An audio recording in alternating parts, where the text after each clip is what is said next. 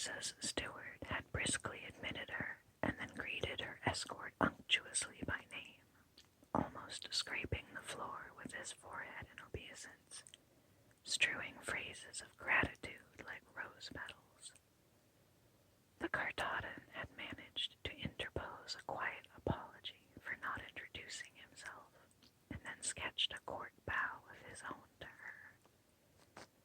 It was not customary to bow to Kindab infidels. In fact, according to the Wajis, it was forbidden to Asherites, subject to a public lashing. The bejeweled man bowing to her was not likely to be lashed any time soon. Shaheen knew who he was as soon as she heard the name.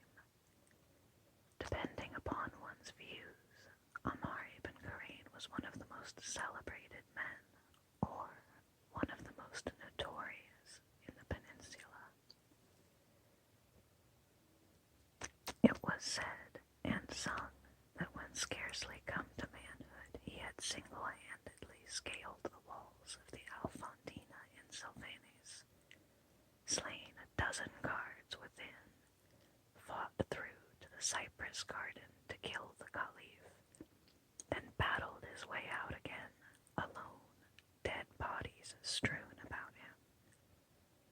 For this service, the grateful, newly proclaimed king in Kartada had rewarded Ibn Khurayn with immediate wealth and increasing power through the years, including of late the formal role of guardian and advisor to the prince,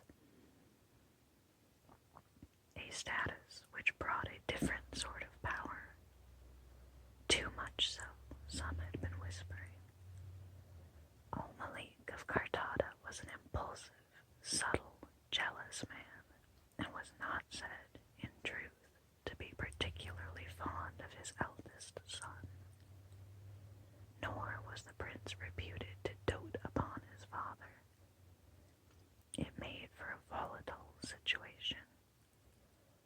The rumors surrounding the dissolute, flamboyant Ammar ibn Khurayn, and there were always rumors surrounding him, had been of a somewhat altered sort in the past year,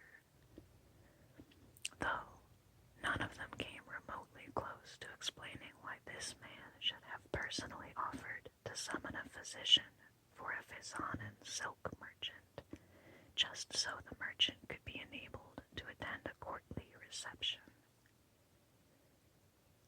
As to that, Jane had only the thinly veiled hint of amusement in Ibn Khurayn's face to offer a clue, and it wasn't much of a clue. In any event, she stopped thinking about such things, including the unsettling presence of the man beside her, when she entered the bedchamber and saw her long-time patient. One glance was enough. Husari ibn Musa was lying in bed, propped on many pillows. A slave was energetically beating a fan in the air, trying to cool the room and its suffering occupant. Ibn Musa could not have been called a courageous man.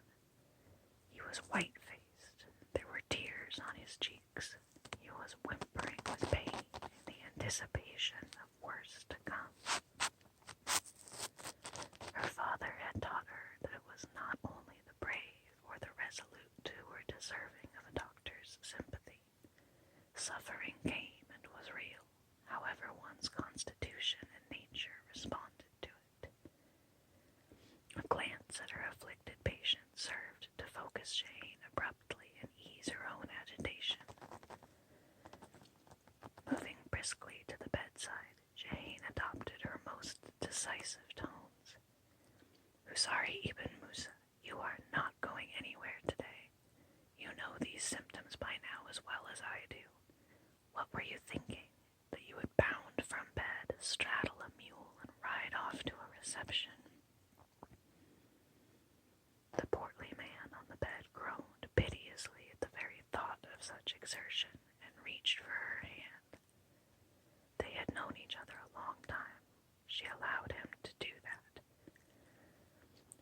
Jane, I must go. This is the event of the year in Fezana. How can I not be present? What can I do? You can send your most fulsome regrets and advise that your physician has ordered you to remain in bed. If you wish, for some perverse reason, to offer details, you may have your steward say that you are about to pass a stone this afternoon or this evening in extreme pain, controlled only by such medications as leave you unable to stand upright or speak coherently. If, anticipating such a condition, you still wish to attend a Cartadon function, I can only assume your mind has already been disjointed by your suffering. If you wish to be the first person to collapse and die in the new wing of the castle, you will have to do so against my instructions. She used this tone with him much of the time, with many of her patients, in truth.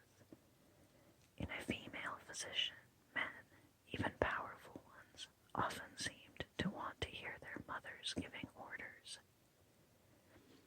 Ishak had induced obedience to his treatments by the gravity of his manner and the weight of his sonorous, beautiful voice. Jane, a woman and still young, had had to evolve her own methods. Ibn Musa turned a despairing face towards the Cartadon courtier. You see, he said plaintively, what can I do with such a doctor? Ammar ibn Karain seemed amused again. Jane found that irritation was helping her deal with the earlier feeling of being overwhelmed by his identity. She still had no idea what the man found so diverting about all of this, unless this was simply the habitual pose and manner of a cynical courtier. Perhaps he was bored by the usual court routine. The god's sisters knew she would have been. You could consult another physician, I suppose, Ibn Karain said, thoughtfully stroking his chin. But my guess, based on all too brief experience, is that this exquisite young woman knows exactly what she is doing. He favored her with another of the brilliant smiles. You will have to tell me where you were trained when we have greater leisure. Jane didn't like being treated as a woman when she was functioning as a doctor. Little to tell, she said briefly. Abroad at the University of Serenica in Batiara with Serrazoni for 2 years. Then with my father here. Your father? He asked politely. Ishak ben Yonanan, Jane said, and was deeply pleased to see this elicit a reaction he could not mask.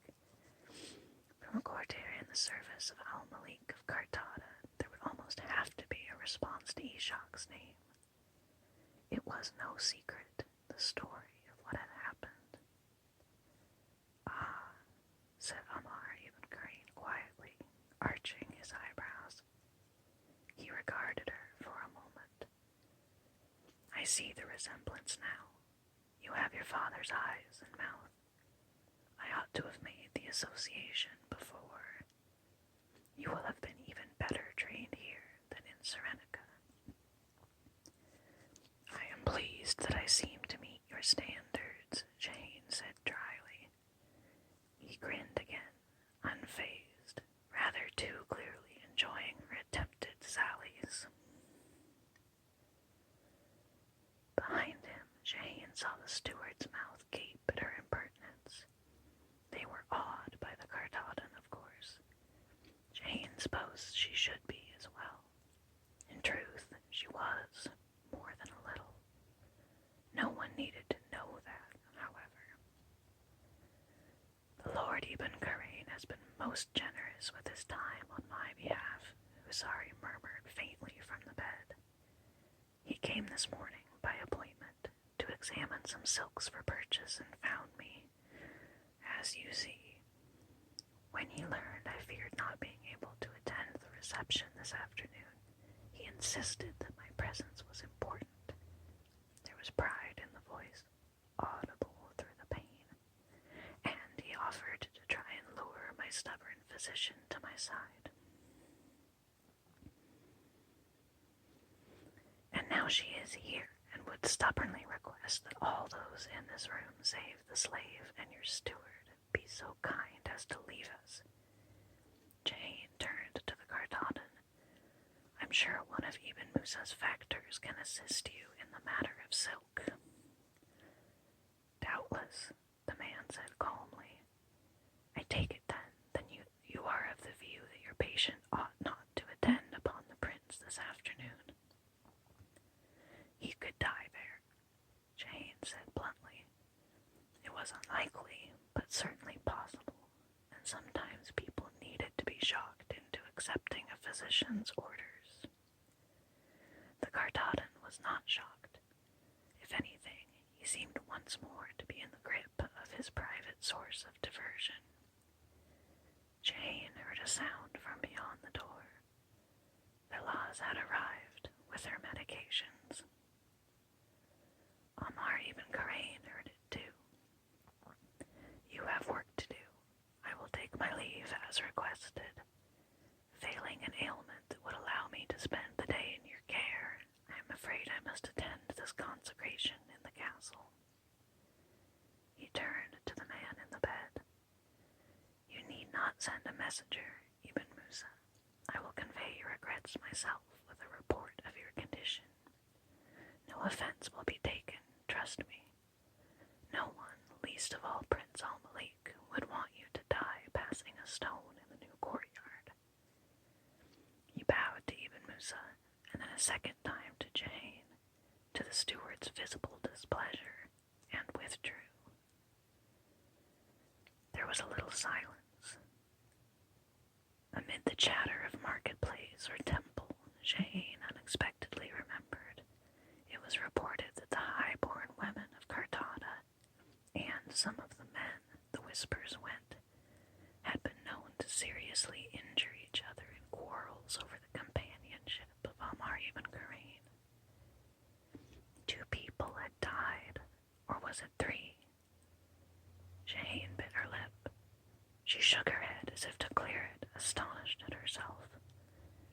This was the sheerest, most idle sort of gossip to be calling to mind, the kind of talk which she had never paid attention in her life. A moment later, Velaz hurried in, and she set to work, gratefully, at her trade, softening pain, prolonging life, offering hope of ease where little might otherwise lie. 139 citizens of Fezana assembled in the newest wing of the castle that afternoon. Throughout Al-Rassan, not long after, what ensued became known as the Day of the Moat. This was the way of it. The newly finished part of Fezana's castle was of a most unusual and particular design. A large dormitory for quartering the new Mawardi troops led to an equally large refectory for feeding them, and an adjacent temple for prayers. The notorious Ammar ibn Khurayn, who accompanied the guests through these rooms, was much too polite to make specific mention of the reason for further military presence in Fezana, but none of the assembled dignitaries of the town could possibly escape the significance of such extensive facilities. Ibn Khurayn, offering undeniably witty and impeccably courteous commentary, was also too discreet to draw anyone's attention, particularly during a celebration, to the ongoing indications of unrest and subversion in the city. A certain number of those passing through the castle, however, exchanged wary, sidelong glances with each other. What they were seeing, clearly, was meant to be intimidating. In fact, it was a little more than that. The odd nature of the new wing's design became even more apparent when they passed, a magnificently dressed herd of prosperous men, through the refectory to the near end of a long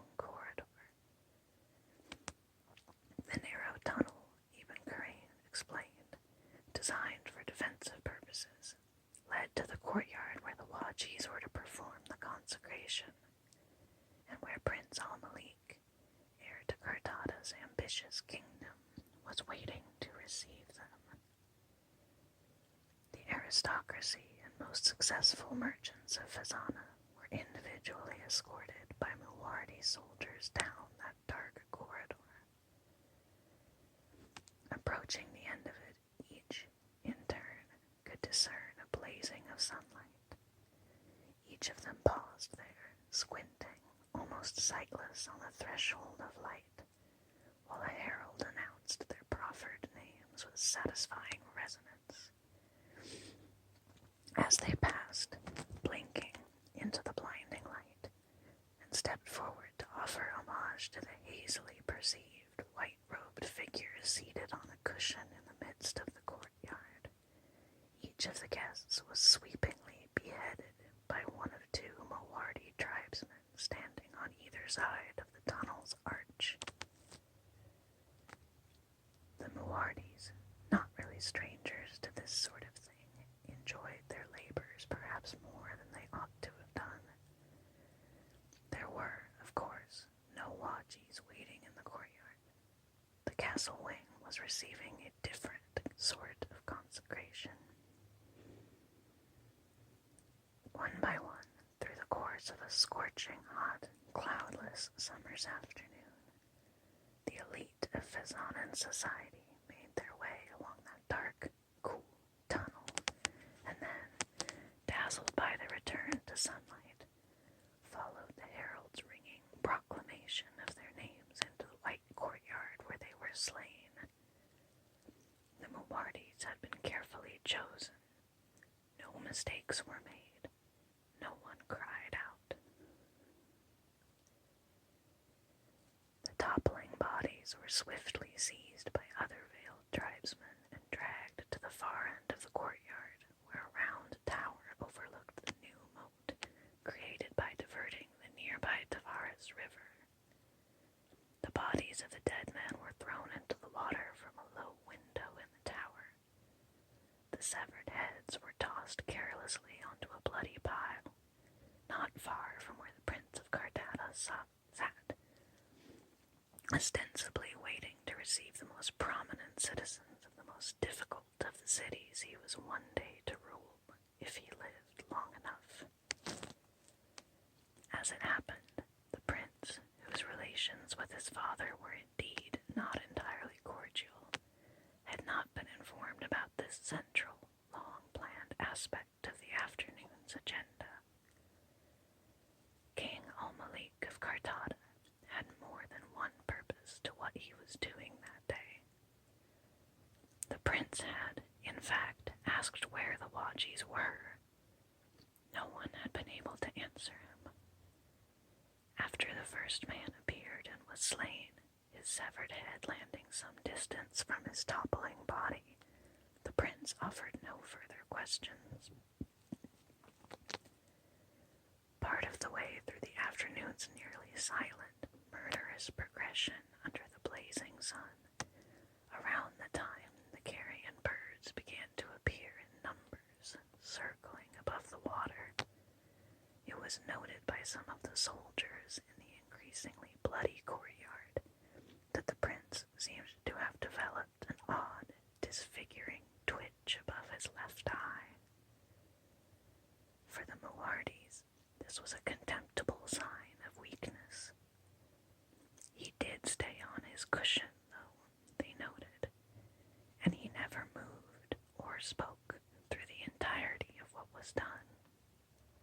He watched 139 men die, doing formal obeisance to him.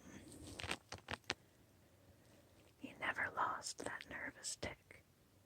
During times of stress or elation, it would return, an infallible signal to those who knew him well that he was experiencing intense emotion, no matter how he might try to hide the fact.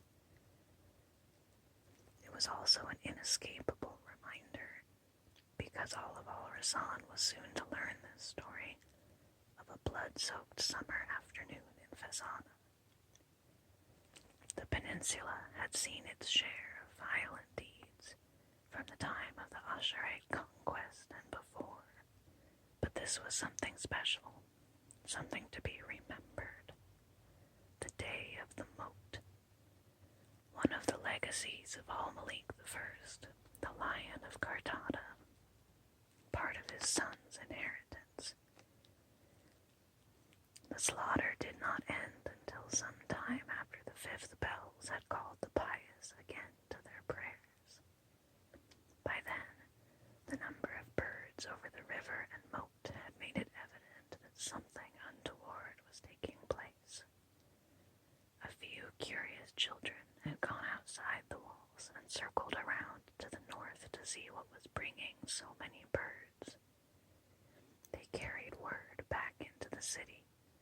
There were headless bodies in the water.